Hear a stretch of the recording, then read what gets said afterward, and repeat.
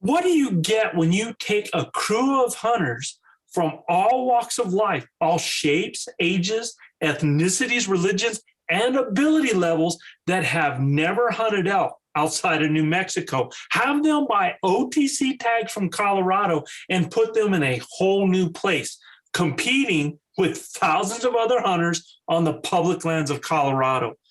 What are the expectations, the realities, and what would be the outcomes? Well, y'all, you are about to find out just that. Today's show is part one, live from the ElkBros 2021 Elk Camp. Today we share all the adventures, the laughs, and the low points that we each had to deal with. There are a ton of learning moments along the way. And in true ElkBros fashion, we share, teach, and hopefully help you learn from both our failures and our triumphs. What you are about to see is our last night at camp. After our traditional last night dinner at Picanha, fixed by Manano, who does an incredible job, we spend over 2 hours wrapping up our hunt, which we have divided into two parts that you'll be able to watch in the next or listen to in the next 2 weeks. Also, in addition to that, we will be doing a show afterwards covering things we learned while hunting OTC in Colorado, things that you won't want to miss. So with that said, pull up a chair, adjust your volume just right, and welcome to Blue Collar Elk Hunting.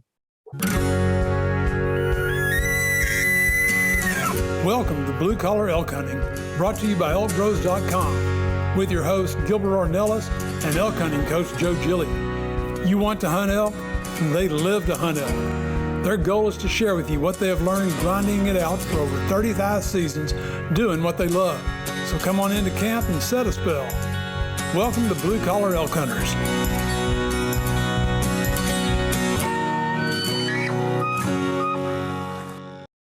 Welcome to Colorado Elk Camp, ElkBros 2021. We're going to talk about tonight the ups, the downs, the ins and outs, what we learned, all of those details and much more. We've got the legend R.C. Knox in the house. We got WWJGD, what would Joe Gillia do in the house? We got the Venezuelan Mafia in the house, Luis Gonzalez and Manano Alejandro Grateron. We got the Ninja, Leroy Chavez, and some special news about him this week for sure. And we got the Pennsylvania cat killer himself in the house, Brendan Houlihan. What's happening, guys?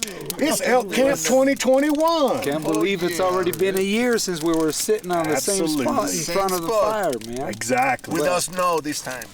Guys, last year we were in New Mexico, knee deep of snow, chasing bulls everywhere, man. It was crazy. It was crazy.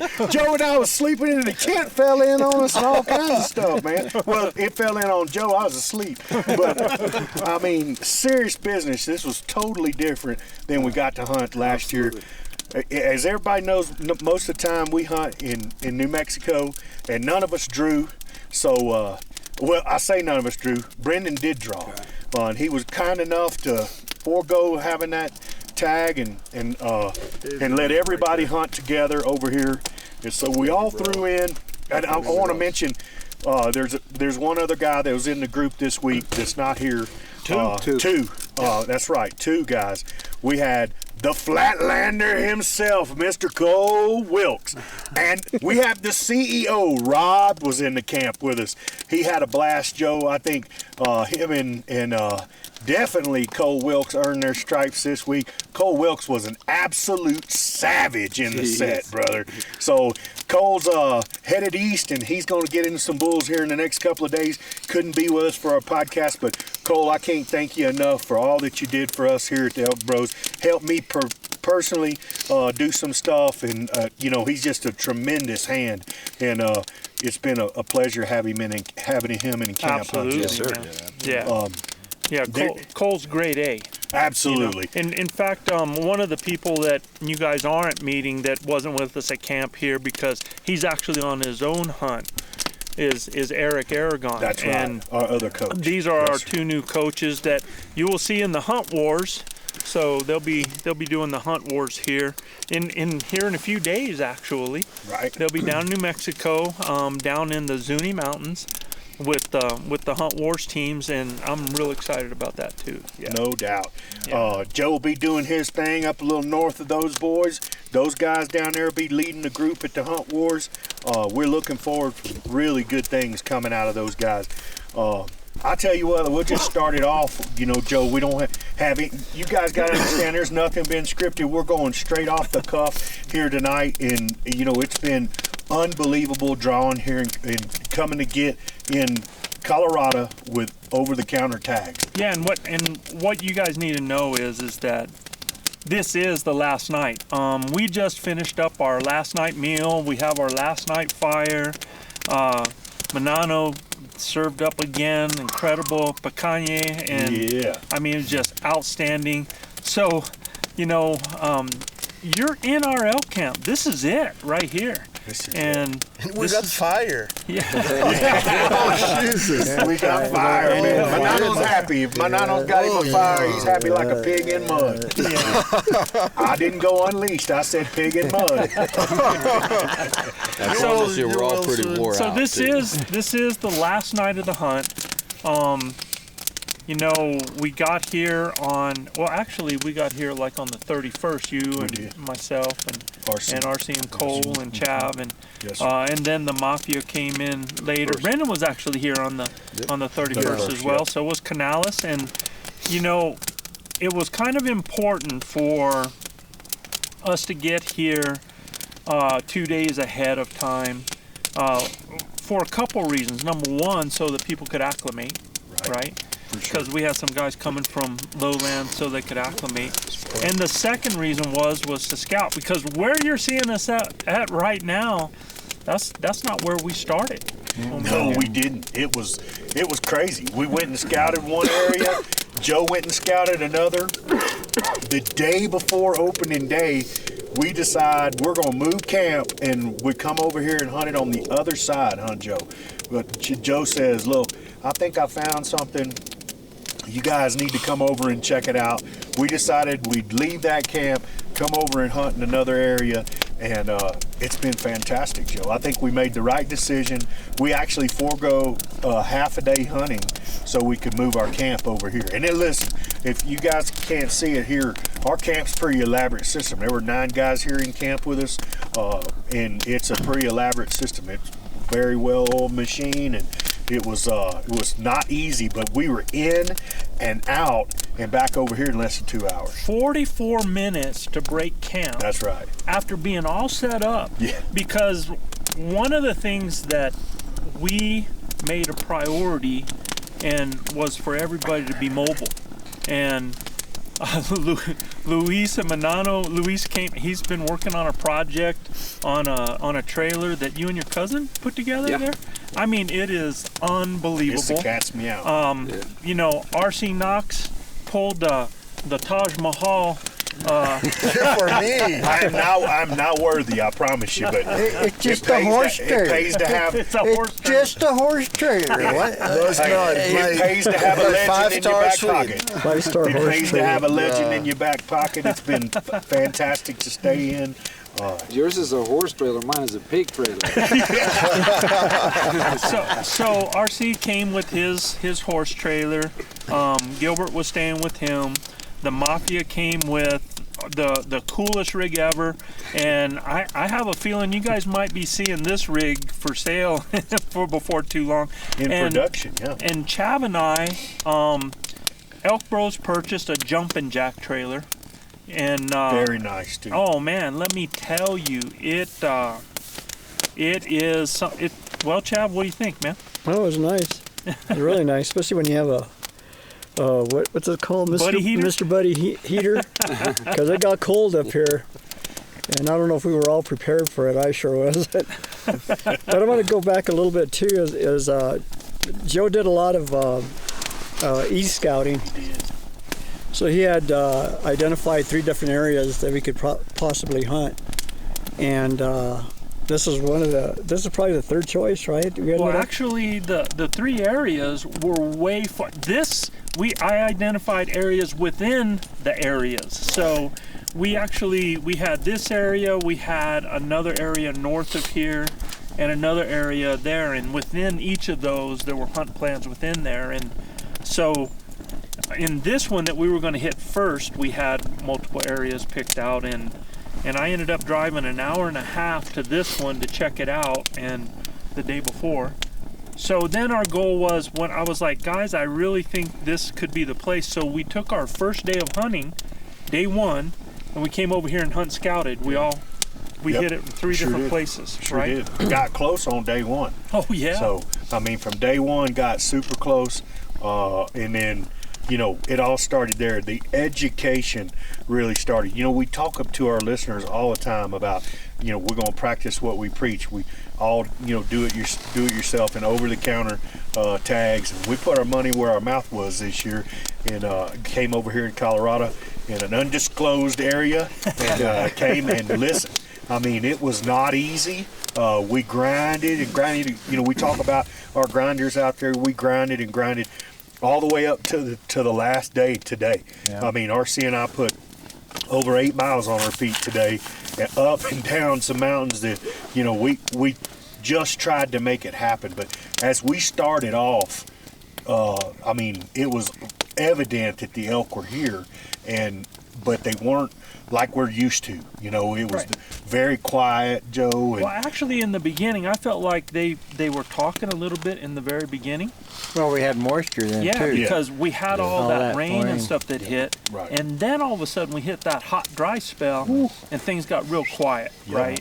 And that's what's so cool, is even when it got quiet. So that you guys know, right now we have bases loaded. In other words, Manano came out on the front of the lineup and put down the first elk, shot a cow. We'll hear all the stories here. Then, man, Gilbert, you know, drop a hammer. Gilbert puts it to it, and 53 yards. And then I believe it was yesterday, Yes. Luis tagged out. The Mafia done. Yeah, Mafia's Calling done. himself. Luis called in his bull and killed it. I want you to know that this hunt has been multifaceted in a lot of ways, and that is that, you know, we heard a lot of people that told us that, you know, you guys only hunt New Mexico, you know, you never hunt out of state, and Colorado OTC, you got to bring your own rock to sit on, it's going to be really hard, and, you know, and really the only thing that we did was we made sure our base camp was mobile. That's right. And then once we decided we were going to be here, lay roots. We laid a little bit of roots down. Yep. But we really didn't change our style. I mean, we still hunt. In fact, Cole, who is a backcountry hunter, he's a backpacker, and Cole was just like, you know, he's like, blown wow, away. This is so different. And he said, you know, but it was really cool for him to see that side of it. And he ate well. Look, when you come to elk camp here with ElkBros, the Mafia is the bomb. They're gonna cook the whole week you're here. So I mean, the boys love to do it. They're also two of the hardest working guys I've ever been around. So got to thank you guys for what y'all put in this week, because it was epic. Absolutely freaking epic what these guys did this week. It's our pleasure. Yeah. You know, and when I say that this was multifaceted, from my standpoint as a coach, as somebody that's worked with all these guys other than RC's been one of my buds and mentors for a lot of years, and Chav over there, who's been my buddy by my side, but everybody else is people that have come to camp that we've worked with. And, you know, Gil and you and I have hunted together for 12 years now. Yes, sir. And Luis and Manano. Luis is 6 years, Manano 5 years. And I think you've been a total of, I mean, because you had a year with us before that as well. So it's 4 years, right? Yeah. And, you know, Chav and I, this is our 39th season together. Wow. And that's special. Joe. Couple lifetimes. And RC was actually, RC gave me my first guide job. Believe that. awesome. And I don't think most people know that, but RC gave me my first guide job. Look, I can't say enough about RC Knox. I mean, we call him the legend, the real cowboy. I mean, straight up, guy shows up with a daggum horse treasure to stay in. But listen, I mean, the guy understands elk like there is no business. I got to say, you know, I've hunted with RC when I first started out with the legendary Carl Gamage with Custom Hunting Services. And RC was Carl's head guide who kind of handled all that stuff between the guides. But when RC first met me, I weighed about 320 pounds, and you know, I couldn't even walk a flat road, much less up and down mountains. Well, we gave him hell today, didn't we, brother? Boy. Yeah. And I learned a little bit of calling along the way, so RC's kind of been stepped out of the group for the last 2 or 3 years, and he showed up and he said, all right, big boy, they tell me you can call and get up and down these hills. Let's see what you got. So he said, I'm going to let you make the plan. We're going to go execute it and see how it does. So you know, having a guy like that in your hip pocket who's got that kind of wisdom, who understands elk behavior. I mean, he eats, sleeps, and drinks it. It was a special time for me to be able to reconnect with RC and be able to hunt with him on the mountain. It's the same here too. I really.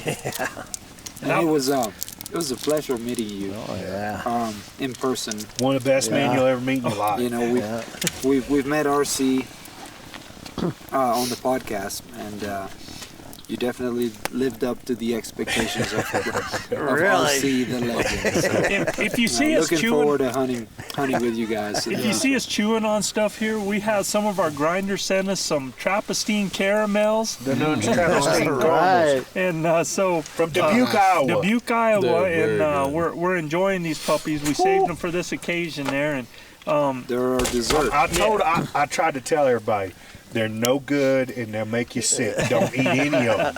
I'll take care of them.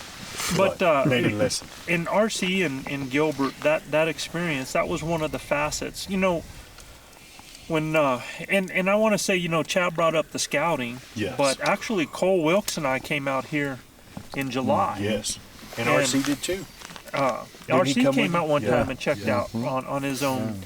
And Cole and I came out in July for 3 days, and the whole goal of that scouting trip was really just to look at the land, the lay of the land, get an idea where moisture was, and develop those 3 areas, and then we put the rest of the plan from there. And you know, so that had happened.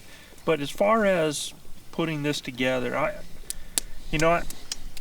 think about a lot of this stuff, and I think about every one of these people as individuals and them being successful and what it would take for them to be successful and then have the experience. Well, I wanted this connection to happen again because this was your first guide. 100%. And RC Knox. And RC, this is the first time RC has hunted with us in 12 years. Is that right? About It's been that, 12, yeah. right? Yeah, well, actually, no, it's probably 10 years, 10, right? yeah. Yeah, probably 10 years. So it's so good to have him back, and wanted that to happen. And then I wanted Brendan and this group. I wanted this guy to go ahead and take the reins with his calling because Gilbert Hutchaf has just Oh yeah, Gilbert's come up to master class, and Put on a show. Luis not far behind. and that was the other cut in the facet. Was last year we were talking about a friend of mine that came up into New Mexico for the first time and killed an elk, and Luis was like so impressed, like he's like, oh, man, I could have never done that. And I was like, yeah, you could, you're ready. And look, this hunt really was about graduation. Well, if he don't know it, he should now, son. Yeah, absolutely. Because I'm going to tell you right now, the cat called his own bull in and has called many elk in this week and has done a phenomenal job. The Mafia came and showed out just like we knew they would. They're hard Absolutely. workers. They put the miles on their feet. How many miles this week, Luis? Probably over 60. 60 miles. 60 plus. Son, how do you not have opportunities when you keep bringing yourself in the middle of things? Well, like there that? was even a day, and this was what, you know, when I watch these guys, I mean, Manano's become a slayer. Manano always brings us out of the gate, and you know, he just incredible in the woods. And now that he's gained some elk knowledge, and he's actually he surprised us. He's calling a little bit now. Calling too, bro. Yeah, cow calling. It's coming along. Yeah. Before you know it, you'll have that soloist and getting down in the truck and everything. Next year Oh, and that's the other thing. We debuted the soloist. Everybody, you know, was utilizing that soloist, so that was pretty cool. But, you know, Manano was doing that, and Luis, look,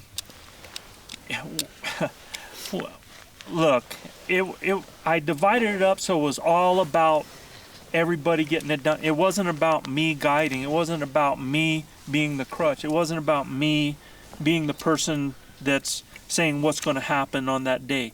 I backed out of the picture and let you guys step forward, and you were awesome. Brendan today called a cow in on his 15 own, yards, man, and right. you know, about had that shot there too. I mean, you've actually gone out twice and brought animals in. Yeah. Right. So I mean, to me, look, I did not punch my tack. Yeah, there's still some days here to go, but it didn't matter to me because there was even another story, and it's that guy down there. Yeah, buddy. I told y'all we had something special in mind. Here it comes. The ninja. You know, The ninja struck like lightning, boy. I mean, everywhere Chav went, the elk followed. He was like the elk magnet. We should all just went and sat with Chav. That's right. You know what I He's mean? like twin. well, Yeah. you know, Chav, you know, what were your thoughts coming out here with, you know, you guys, if you've kept up with us, a year ago this guy wasn't walking. Yeah. And he came into elk camp last year on the last day with a walker, and got to eat dinner with us and freeze his butt off. Yeah, he did. Almost as cold as it is right now, huh, Chav? And, Way more. That was way cold. Way more. Coldest night. and we have on video, you're going to see it. You guys are going to see it on video that, you know, he could not still go through the mountains like, you know, like he wants to. But where there's a will, there's a way. And tell us about that way, Chav. Well, it started first of all with the e-scouting and having Joe and Cole and RC come early. You know, they looked at a spot on the map that looked like it could be a waller, and it was. And I believe Cole set up a blind for me. Louise bought a blind. They set it up. And I didn't have to walk very far, but I actually got into the forest, which, you know, last year and the year before that, I never thought I'd ever do it again. And it was a good location. I think I saw probably more elk than everybody. I mean, within shooting range. And of course, my shooting range is between 30 and 40. And we always talk about the successes, but just like everybody else, sometimes you'll hit something and you won't recover it. And going into just backtracking a little bit, going into the blind, somebody had to carry my bow and sometimes my backpack. And we got there real early, so it was like freezing in the morning, so I needed extra clothing. But just being out in the forest was amazing. That's good. And I was able to connect on a bull. We couldn't find it. And when you have RC Knox and Mr. Big O over here with the Hawkeyes and Joe Gillia and Cole Wilkes, I mean, you got the best trackers in the country. And they followed it for what, about 800 yards, maybe? Yeah, a long way. So at that point, it became apparent that this elk is going to live a little bit longer, and we may see him next year again. So I was able to continue my hunt. But when I did shoot it, I guess that was right, no, I was at 310, I remember. Yeah. I sent everybody a text. After that, I had another 2 bulls come in at separate times that were bigger and closer, but I had already taken my shot, so that was an experience. But I really owe a lot to everybody here, because at one time or another they either picked me up or helped me take stuff to the blind, and it wouldn't have been possible for me to hunt any other way right now. So I'm just crossing my fingers and hoping for the best for next year. But it was an amazing experience for me. Look, I'm going to tell you right now, I think everybody can be in agreement. Cole Wilkes, Rob Canales as well, the CEO. It was apparent that if Chav could get a shot off, it would make the trip for everybody. And I promise you, I'd trade anything I had going for us to put my hands on that bull, Chav. Joe, myself, and RC and Cole, we exhausted ourselves. Yeah, they trying to find spent half a day tracking and for going sure. all over that area. And listen, for everybody that knows, if you bow hunt long enough, some of these things are going to happen. Chav made a great shot. The bull actually took a step, inadvertently he took a step and maybe even stumbled. He was in that marsh, and the arrow went a little bit back, we think. And so I think that bull's going to be fine. I think we'll see him again next year, Chav. But he had an epic time in there. Every time he come back to camp, he got more video of bulls than anybody's ever even seen. Yeah. So I want to say something, if I may. And, I seen the videos of Chav walking towards the blind. And, super happy to see that. But this morning, I followed the man into the blind. And I just want you all to understand that, it's being underplayed. The truth of the matter is that was a hard-ass that walk. hike Straight up to that blind and I don't mean to cuss, but I am. It's not an easy walk. Heck no. It's got an uphill, and if you see Chav going up that hill, man, it's inspirational, brother. And I want you to know that just watching you go up there, and the willpower and the soul that you have, and the ability to just show us all as an example of the things that we complain in life are meaningless when we see stuff like that. So thank you. my level of respect and admiration for you just went twofold this morning. You just didn't see my downhill. When I went in there the other night to look for that daggone bull, I told Joe, I said, freaking Chav's a savage. Look at it. I mean, I'm about to die going in there up and down. And Chav, super inspirational. Chav's been on my hip for many, many years. First year I hadn't had him with me, except for last year. I mean, he was battling to get back. We had him at camp last year at the end of camp. But Chav's been with me for many, many years, helped me hone some of my skills for sure. Give me a little bit of that ninja love. And I'm telling you, we're so happy to have you back, Chav. And back slinging arrows and making them elk quiver, that's for sure, brother. We love you, man. Great job this week. Great job. And Thank all of you. That when Luis talks about inspiration and stuff like that, I can tell, because Luis is a different person today than he was 6 years ago that I met. And I think him and Manano, this well, week, he's okay, Joe. He's still the same. He's still the same. Yeah, same thing. He's getting worse. I can remember a time, though, when this guy wouldn't want to get out of bed, and there were days that you just didn't. There's hump days, man. There's days that are really, really hard. And there was a day that I saw that he hit, and he looked pretty exhausted. And I was like, dude, just catch a nap for tomorrow. And he said something. It's funny when you hear your own words send back to you, And he said, oh, I can't kill him from camp. And it was back out, man, and it paid off. All that time paid off. And everybody contributed this week. The cool thing was everybody bouncing stuff one off another. And, he came to me and said, Beto, what do you think I ought to do? I said, well, it was very evident from the get-go the Mafia had found a little core group of elk that were running around. And I told him, I said, listen, have broke this down the whole time as me fishing a new lake, right? How I attack that. And that's helped me tremendously. So I told Luis and Manano, I said, listen, you don't leave elk to find elk. It's the same thing with fishing. Don't leave fish to find fish. I said, y'all go back up there, knock this deal out of the park, and let old Big O know where they're hanging out, because I'm coming. Because I'm coming. Me and the posse's coming with me. You know, we're coming up there. So. And we did, man. Every day we came back. Yeah. I mean, we shared information a lot. I gave Joe, hey, this is the track. I mean, on the app, I would track the whole hike. Yeah. And then say, this is the area that we cover, and every day we would just share that info.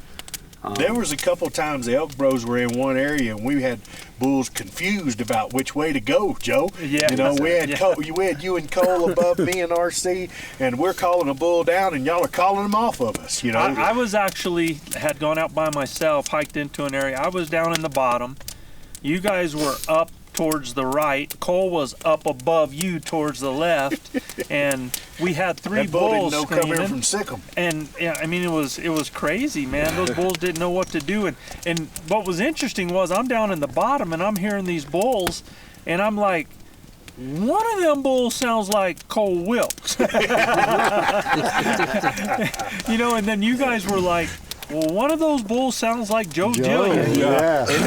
And then Cole says, Gilbert, you and Joe's chuckle sounds exactly alike. I said, well, the cat's been training me for the last 10 years. They all sound something similar. That's what was funny, too, because I got to listen to this guy calling, man. And it's so funny because, you know, it's kind of like my daughter. Like a cat. What's that? He sounds like a cat. At least I sound. No more cats. And I'm listening to him, and it's like the same rhythm, the same style as what I do, you know. And it's so funny. Copycat. Yeah, copycat. It's like I told you, I'm the splash of your staff. You know, it's just like sponge. I've been, we've been hunting with you, Manano and I, for 5 years. You know, normal intelligence will catch up on that. That's why Manano's still kind of working on it, trying to figure it out. Yeah, but he did a really good job this week with his cow calling. No, I mean, absolutely. I heard him, and I know you did too.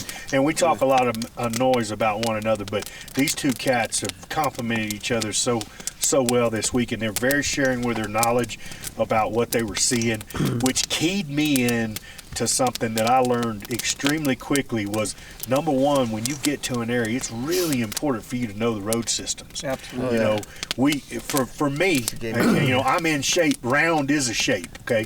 But these cats are tremendously in shape, go up and down mountains like crazy. What was really instrumental for us was being able to get up to these ridge tops and run these ridge tops, because that's where the dadgum elk were, right? And if you can get up there without having to hike 4 miles before you get to the top, you pretty well burn out, and the elk beat you up there, you know? Yeah. Oh, yeah. So for us, it was about, man, I stayed up several hours every night trying to map out these little roads where they were going by use of base mapping on X. I ain't gonna lie, I used both of them, and the satellite images.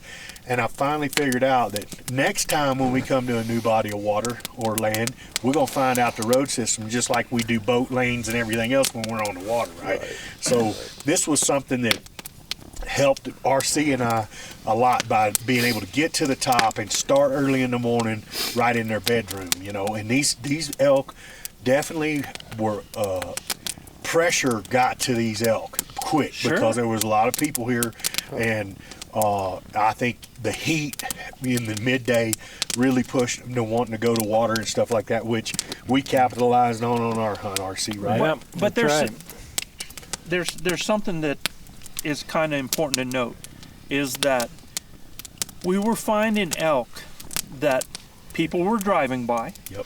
And we were finding elk at a certain elevation level as well. That's right. So it's like once you discovered what that elevation level was, you were actually able to get into those critters. Now that elevation level might change in 3 days because it got drier. Pressure. Right? And because of the pressure. But here's the thing that I want everybody to realize. You know, there's an area that we were hunting that was down lower. And everybody's like, well, the elk are out of there because of the pressure. Well, I want to remind you of something. Chav kept seeing them in that area.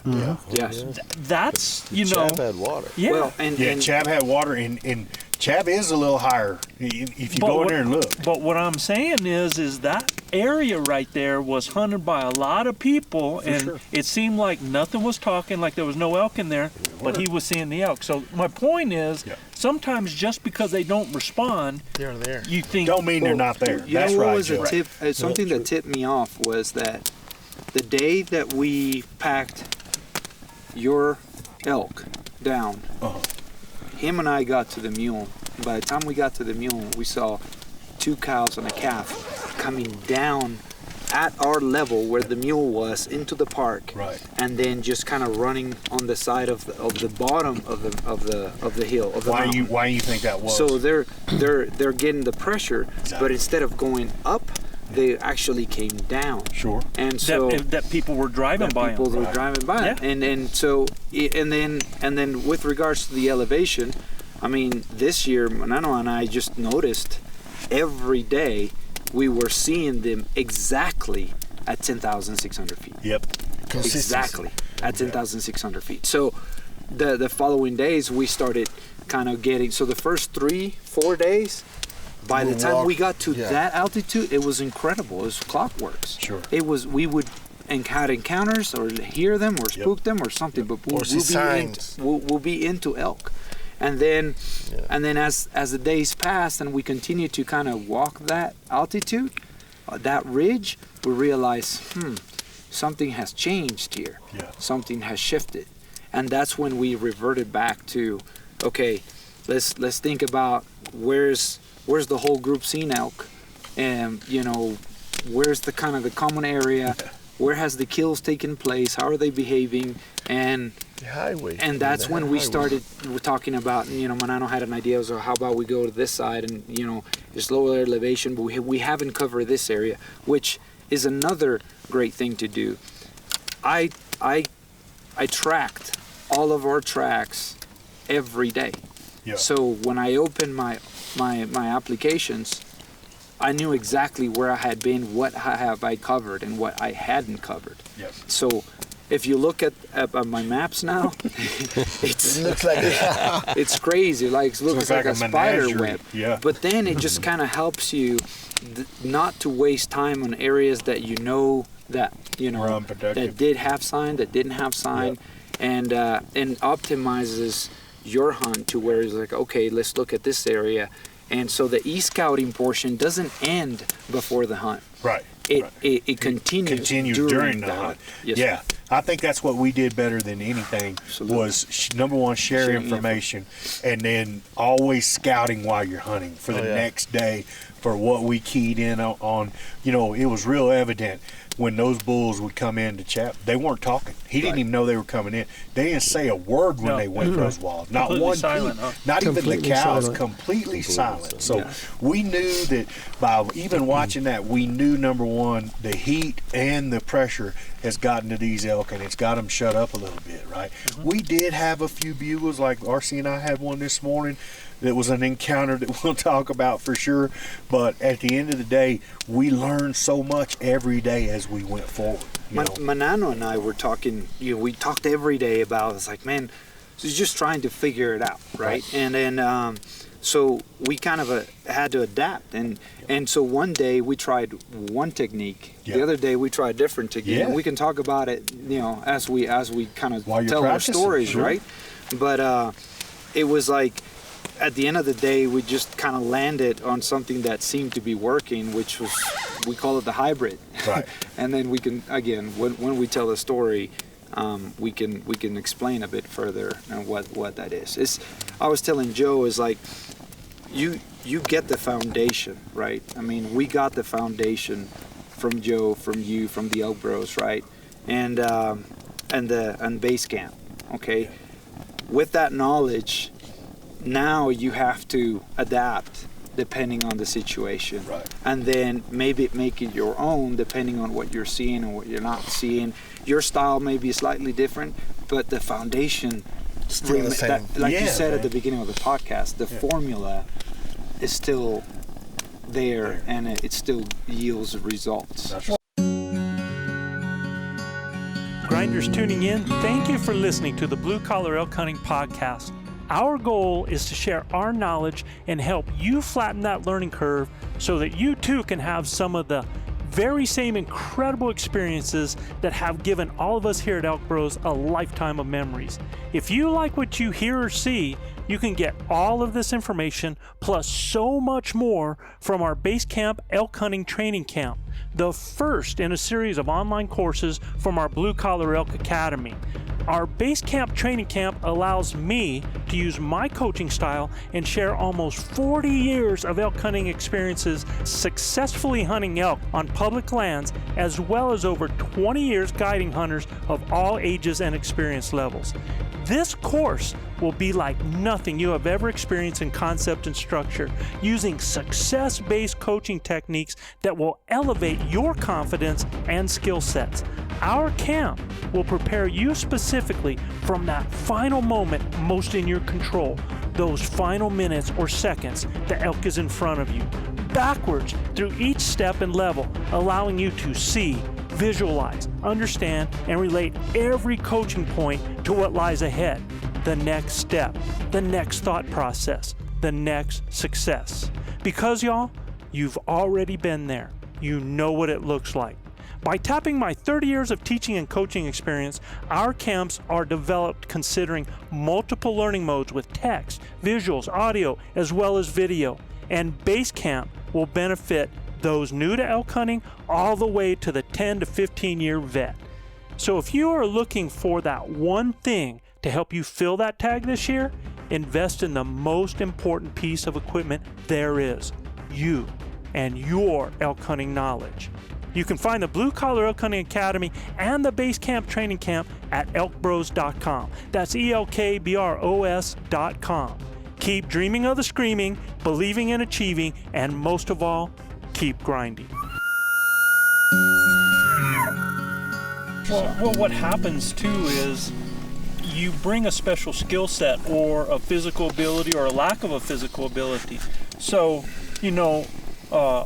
Gilbert and RC are going to hunt differently. Yes. But that doesn't mean it's any more less effective. Correct. Than you two are or what I am, because I have a hearing issue, so I have to change that. Or the way Chav did it because of his physical ability, yeah. But made the best of it. And Brendan realized the same thing. He was like, well, now it's dry, man. They're coming to water. So he's over at water doing his calling and stuff there, where Chav wasn't doing any calling and staying silent. So you're going to see a gamut of techniques right here within this group.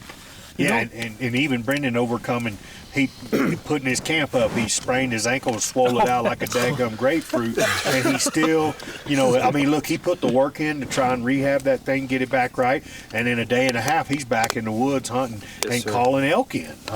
He called his first bull in he's ever called, and the whole 9 yards. He's been doing real good ever since. So, and we did have a greenhorn here. We had Rob here for that. Rob his Canales. very first hunt, and he was phenomenal. And that our camp is a lot like our styles of hunting. Yeah. Because if you take a look at this camp, it's diverse. It's so diverse. And then, you had Cole, who was in his Flatlander rig that he developed himself. He has everything on his truck so that he can live inside that truck with that motorcycle, and he's good to go. And then you had Rob, who had that backcountry mentality.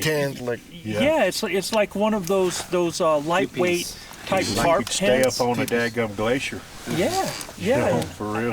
He was ready for backcountry. He was the way he was, but yet he came here and he got to try that equipment. It looked so cool. Our camp looked really phenomenal. And then you got Manano that got the 5-star room right on there.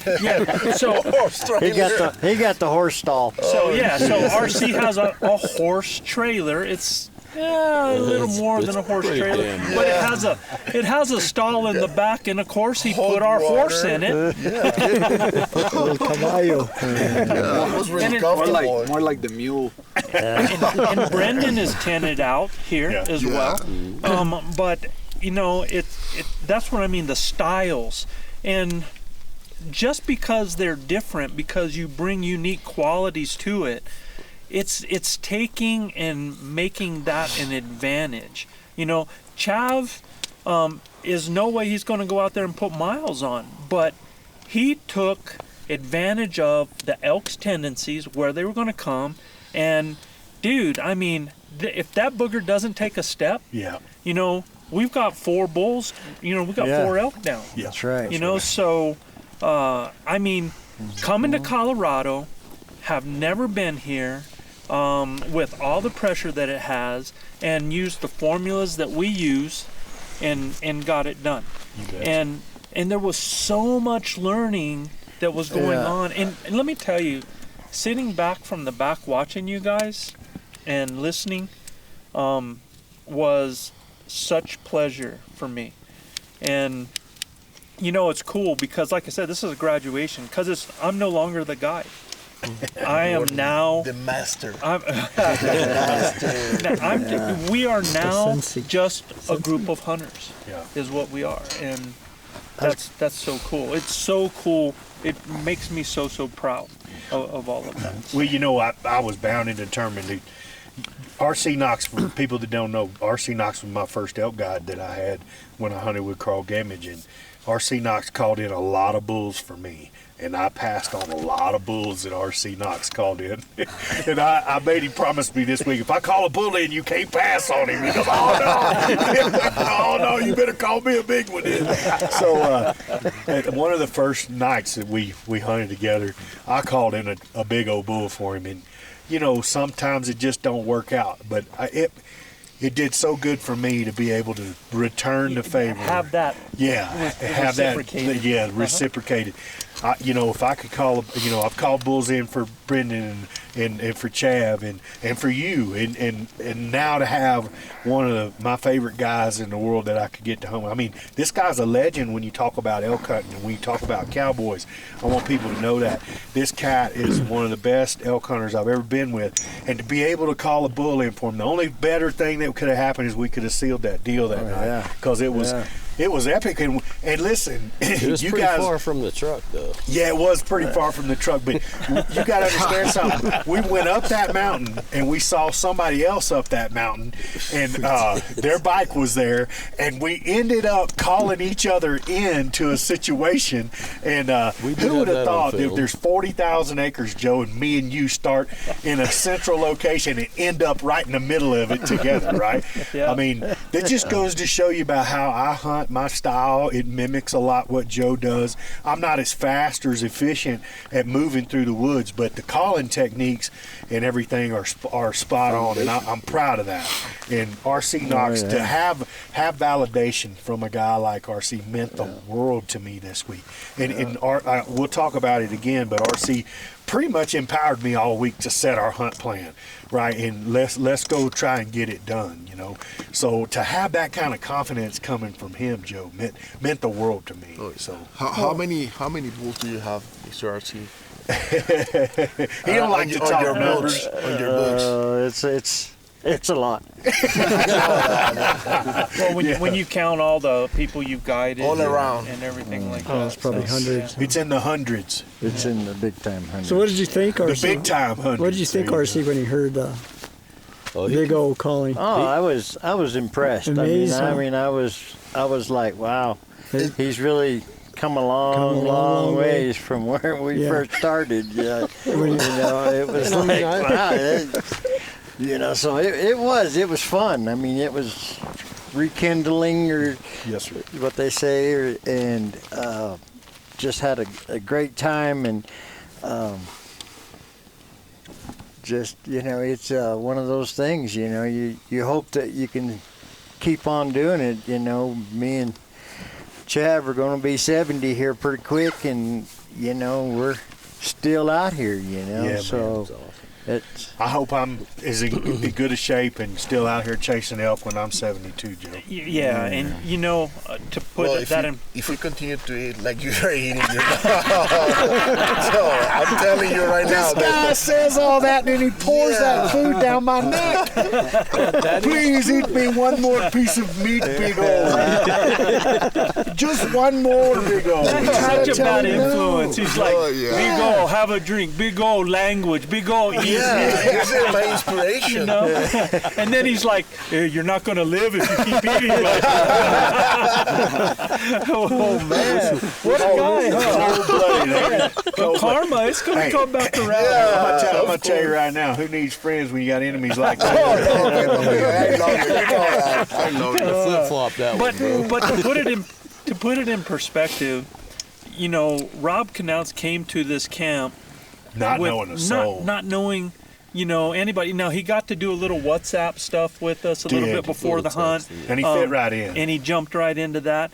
And you know, when he left here, he was like addicted, and he's like, the time I had with these people, he said I couldn't have had a better introduction, because he just loved the group. And guys, I mean, we are who we are, and you know, you're in our elk camp right now. This is it, and this has been our total inspiration for our podcast. In fact, I don't know if I told you guys, but you know, thank you everybody for reviews, but we got a review this last week, and I appreciate the review. It doesn't matter if it's good, bad, ugly, or That's whatever. Right. But in the review, the guy said, you know, y'all jabber too much. He said they talk back and forth and have a good time and BS and everything like that, and then once I get to the content, it's really, really great content. And the only thing I'll tell you is this. We do that podcast because we get to relive elk camp in that podcast. We get to actually be together when we're not together, and that's important to us. Yeah. And if you guys are going to enjoy that part of it, that's up to you. But it ain't going away, because we are who we are, and this is about you. When you listen to our podcast, it is just that. It's elk camp. There's going to be a bunch of BS. There's going to be a bunch of laughs, and then there's going to be some learning that's going to happen. Well, and can I chime in on that? Yeah, Joe? sure. 'Cause it's like, I'm not a normal podcast member, right? But like when I listen to it, it brings me here. Yeah. You know, I might be driving to work, or I might be driving somewhere. I might be out exercising, you know, and have the podcast on, and I'm just smiling and laughing like an idiot just because it's in my AirPods, right? Right. Yeah, it's like I'm here. You know, it's funny because Cole Wilkes said when he first started listening to us, he was like, "Dang, man, these guys, where's the content?" And then he was like, and then I started listening to what was going on in the show, and he said, next thing I know, man, it was like I felt like one of the guys. I was there at elk camp, and he says that's now one of my favorite parts, because I get to know everybody through that. And, right. And you do. We are who we are. So, you know, I thank whoever sent that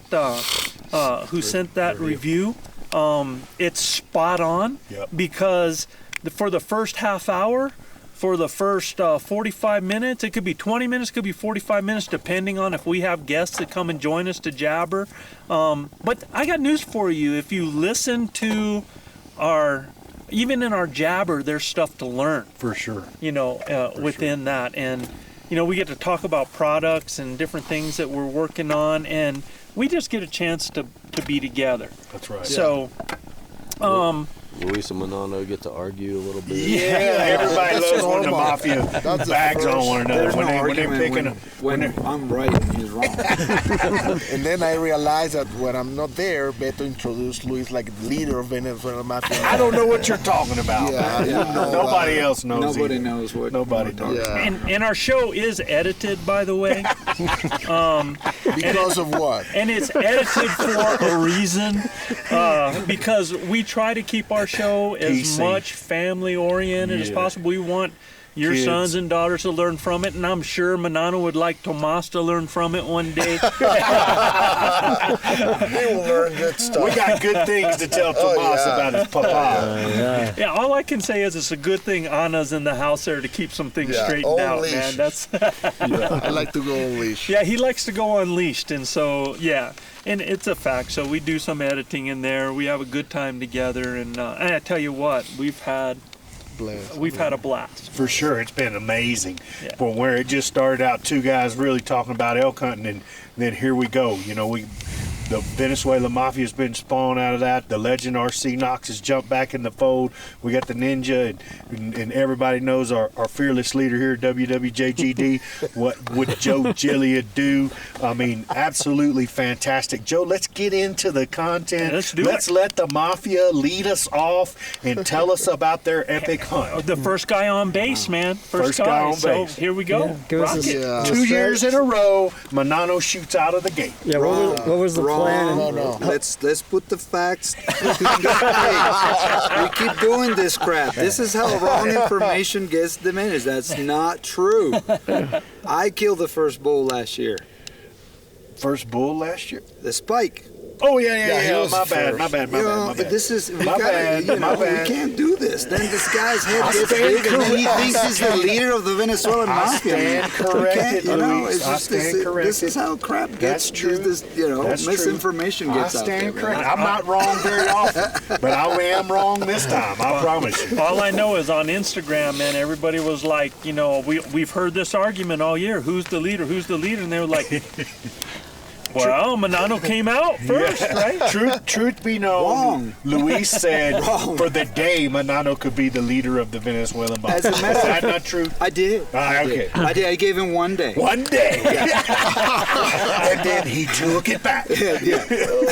And then you got to remember too that I was even capable of harvesting the first elk last year, even after Manano trying to interrupt this whole situation. It wasn't on purpose. Just because he didn't want me to get the first. No, it wasn't. He was throwing I was rocks trying at to him the whole talk to my time. wife, so Yeah, on the phone while on a set, talking to the wife. well. Manano let us off ahead, this brother. year, though, brother. Go ahead. Well, we have an incredible hunt, and I wanted to thank you all guys for having us here. And Having us. This is your. I know, We're but, all elk bros we here, argue brother. too much from time to time. We're not getting kicked just to rest a little bit from us. So we got an amazing time together. I really enjoy to go out with Luis alone with our master Joe Giglia. So we have the second day, right? We got an amazing time in the woods. We went to the little ridge, and once we got to the top, we heard some, steps and stuff. And my dear friend called a cow for me. So we were working that cow like 45 minutes. Yes, sir. And And when you say working it, explain that. well, he was throwing cow calls and bugles and breaking branches because at that point we didn't get to see what it was, either a bull or a cow. I saw something running, like in a really thick area. So And if I may interrupt real no, quick. you don't mean. You can't. y'all need to understand, Manano's my brother and I love him. Okay. Don't cry. And I won't get emotional again. But it's been an emotional trip. Yeah. We argue left and right, but there's no way that Manano and I would ever have a disagreement that would break the bond of the brotherhood that we have. That's not what Manano said. Yeah, well, that's at least. I'm just talking for myself here. Yeah. So it's important for people to understand that this whole battle back and forth, this crap that we give each other, the insults that go back It's and just forth that banter. are edited. Yeah, it's banter. And Banter. it's fodder. it's just a relationship that It is the glue that keeps it is the together. glue. Yeah, we're very different. We have very different personalities. Yeah, we're but- different. Yeah, But you're a strange. But I do admire and respect this son of a buck, and I don't say it often because his head gets big. But Manano is in the woods. It's got some incredible skills. Yeah. His eyesight and his hearing He are can just freaking amazing. he can hear a mouse pissing on cotton. Yes.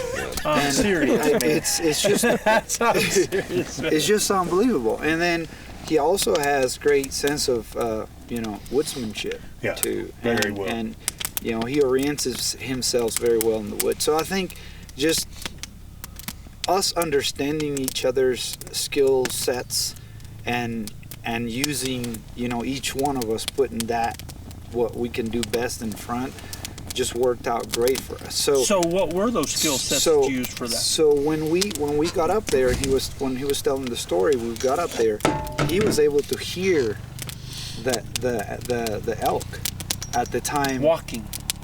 Yes. Right? Which I would have not heard them. You know? And then so because of him hearing them and him trying to approach and quietly set up in a place, that just kind of tipped me for the opportunity to start backing out, understanding the wind when we were in the top of the ridge, and then try to call them in.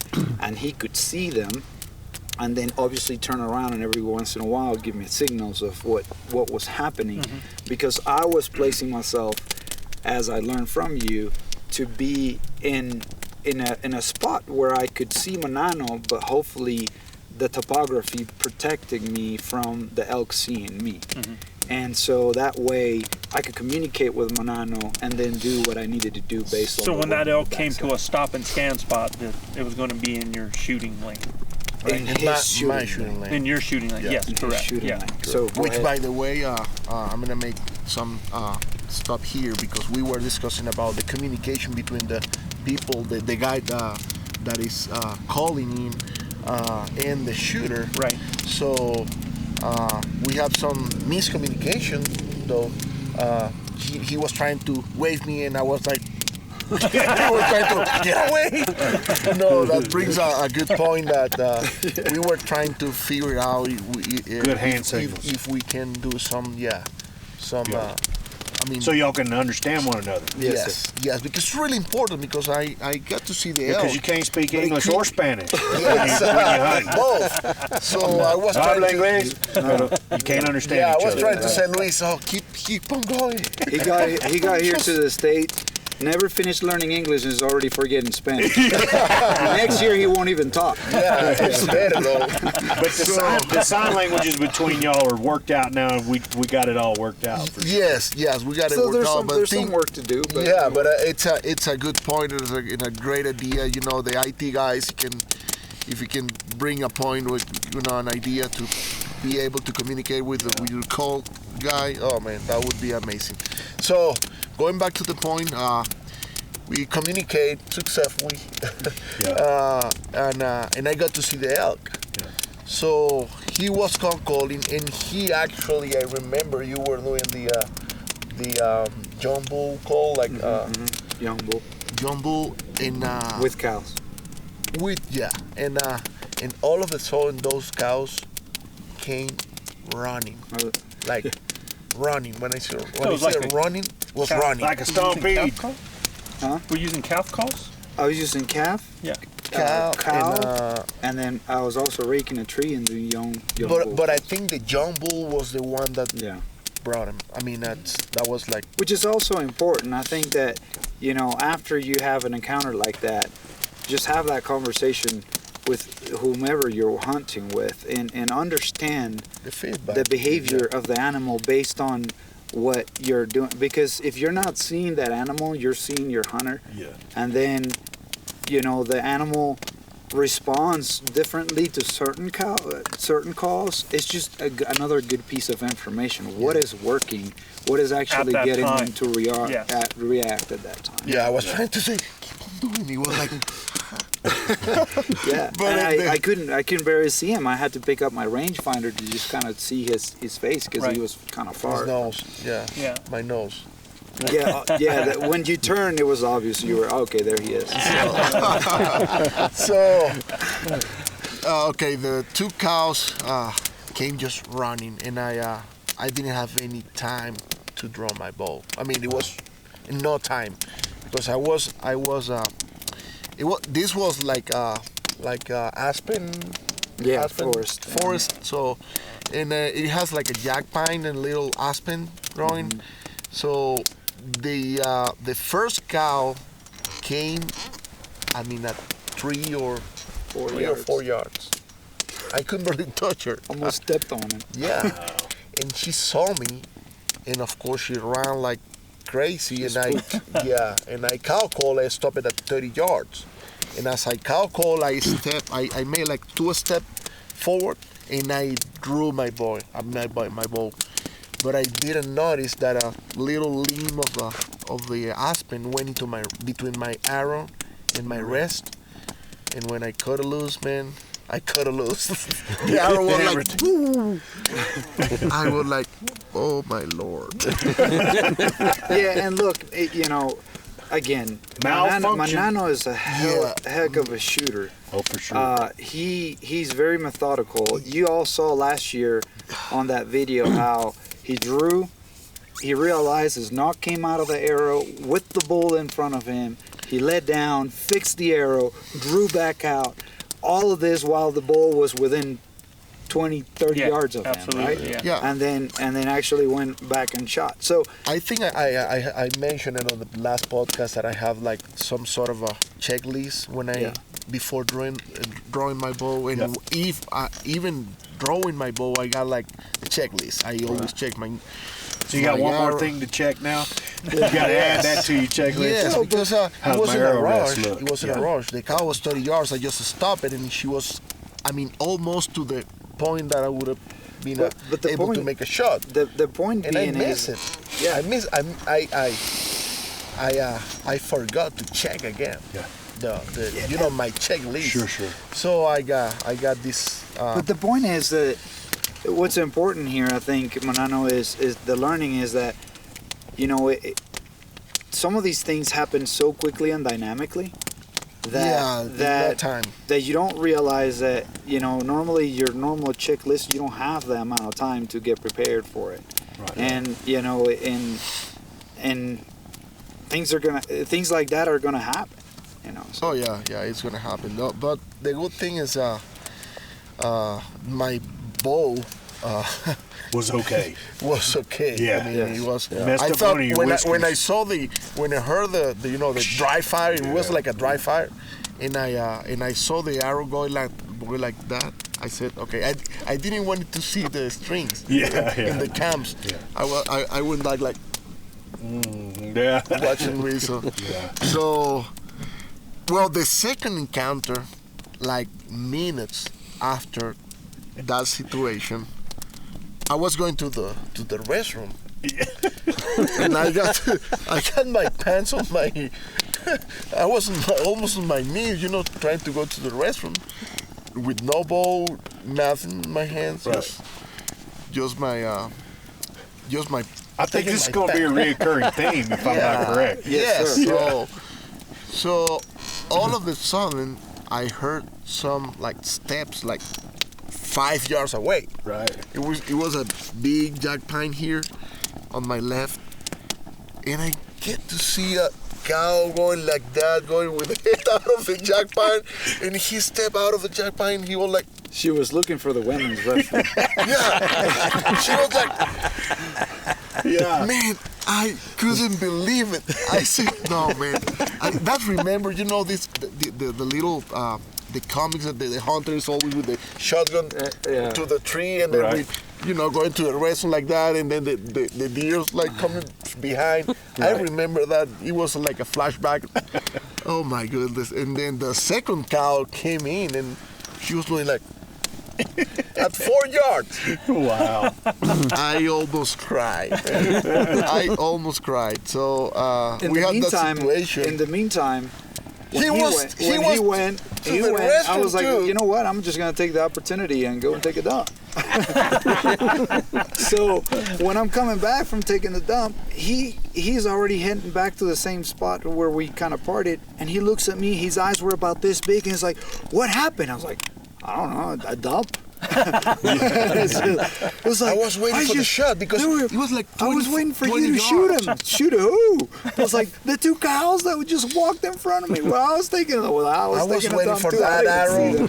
I was, thinking in my mind, okay, you are, watching me like that. I'm waiting for the arrow to hit your shoulder. So take your bow with you when you go. Yes. So we have the second encounter in the same area, in the same spot. So We The same dump. And that's, look, that's for anything. Yeah, I mean, when you stop to eat, you better have an arrow knocked. When you're hauling animals, or you're even working on an animal, if you're somebody with the tag, you had better have an arrow knocked because it happened. they It show happened up. to Brandon. I mean, that happened, right, Brandon? Yeah. Yeah. Oh, I promise you, if you set your bow down or you take a video of ducks, you will have an opportunity. So, well, on the same day in the same spot, we were chasing the cows. Yeah, because he heard the cows go in a certain direction, and then we're like, okay, let's get after them, see if we can call them back in. So we go down on one side of the ridge, and he gets in front. He thinks he hears them, so he moves in front, and I stay back and I start cow calling. Yeah. And nothing. It They're was just only cow calls. right. And they didn't want to come in, and we were there for like 15 minutes, maybe. 15, 20 And then all of a minutes. sudden I hear branches cracking behind me from the top of the ridge coming down from where we were. There was a bull coming straight at me. I turn around, I knock an arrow, I pivot on my knees, I'm getting ready to shoot this bull that's coming straight down the hill. He got within 18 yards of me, frontal, covered half of his body covered by a pine tree, and I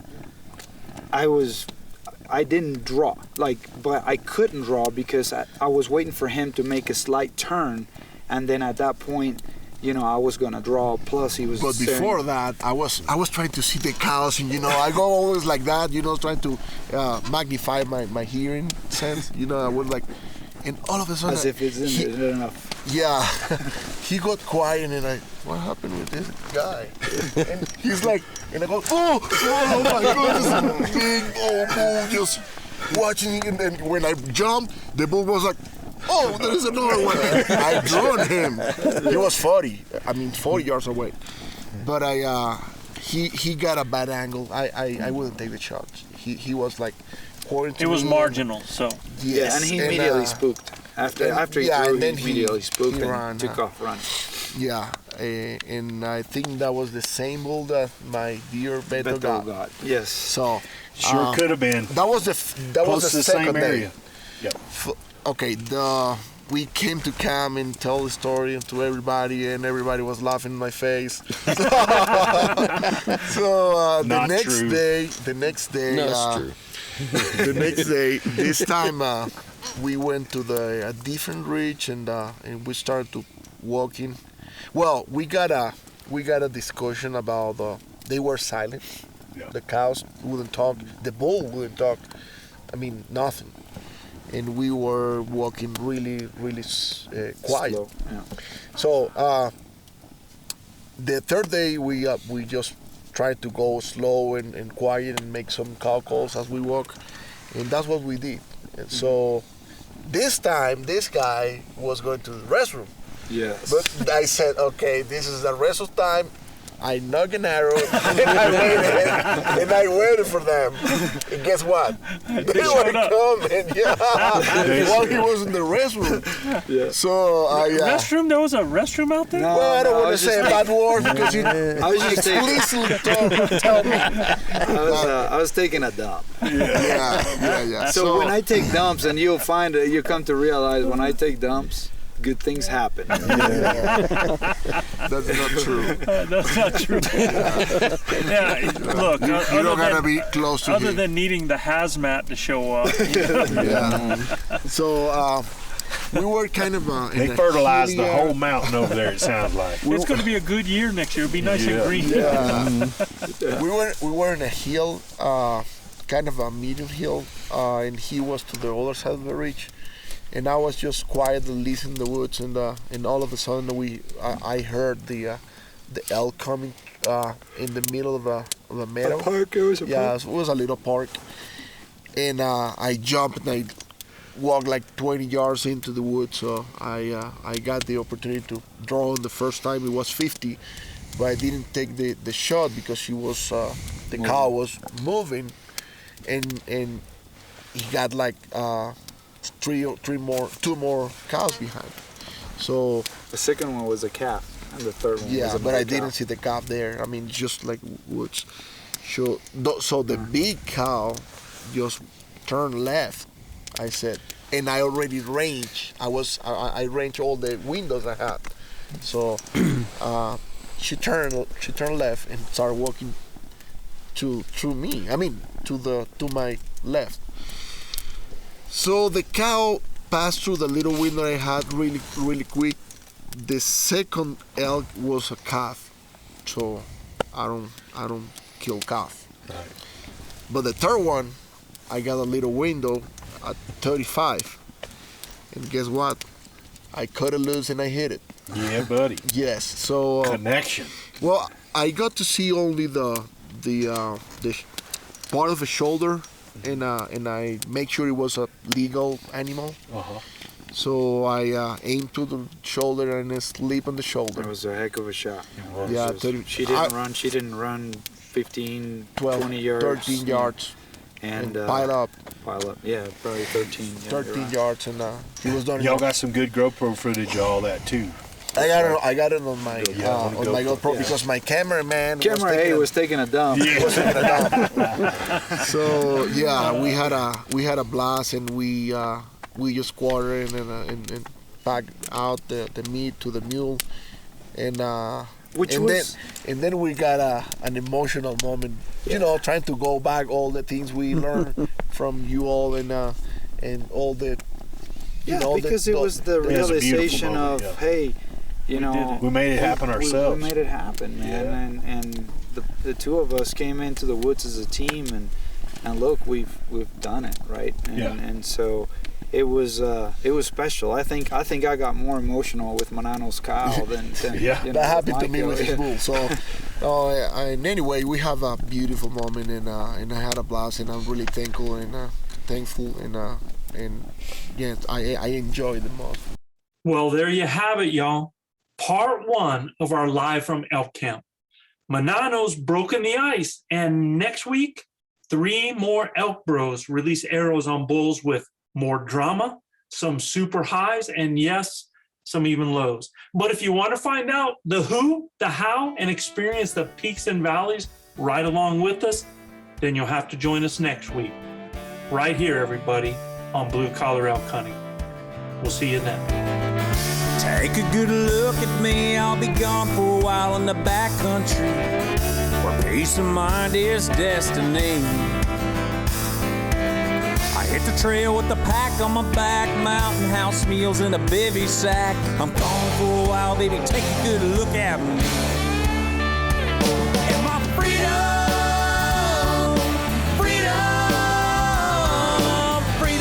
in the woodlands, wild and free. My freedom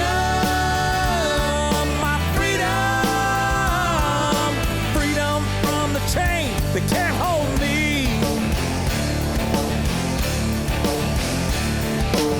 I kissed the girls on my cheek goodbye. I made one laugh and I made one cry. I'll be missing you and you'll be missing me.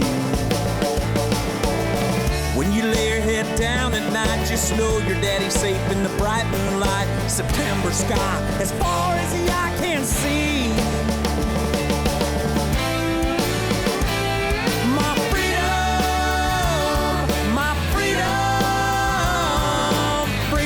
from the boss man that don't like me. My freedom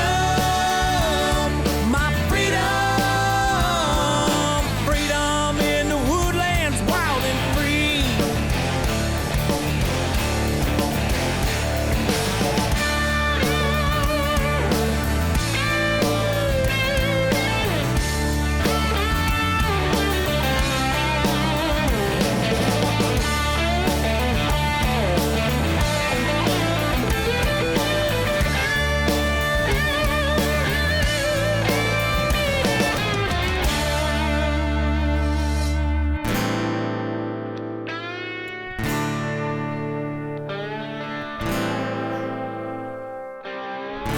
I can see the mountaintop with the highest peak and no backdrop. It's a long way up from here and a long way down to my Freedom.